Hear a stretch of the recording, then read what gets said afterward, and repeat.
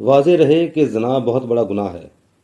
قرآن و حدیث میں زنا کی سخت مذمت بیان کی گئی ہے اور زنا کرنے والوں کے بارے میں سخت وعیدیں نازل ہوئی ہیں۔ زنا شیطان کا پسندیدہ عمل ہے۔ جہنم میں زنا کرنے والوں کی سخت بدبو ہوگی۔ تو آج ہم زنا کے 8 نقصانات اس ویڈیو میں بیان کریں گے۔ نمبر 1، اللہ کی ناراضگی۔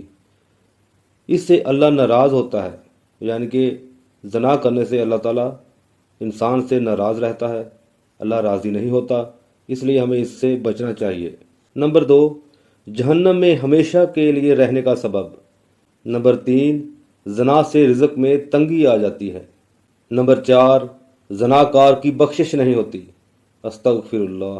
نمبر 5، جنت کی خوشبو سے محروم ہو جاتا ہے، یعنی کہ اس جنت کی خوشبو سے محروم ہو جانا جس کی خوشبو میلوں کروڑوں فاصلوں تک محسوس کی جا سکے گی، لیکن زانی آدمی کو جنت کی خوشبو محسوس نہیں ہوگی۔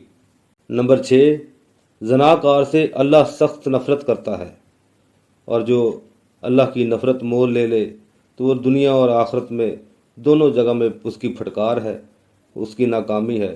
اللہ تعالی ہمیں اس سے دور رکھے اور اس شیطانی عمل سے ہمیں بچائے۔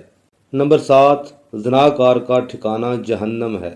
نمبر 8، زناکار ہمیشہ تنگی کا منہ دیکھتا ہے۔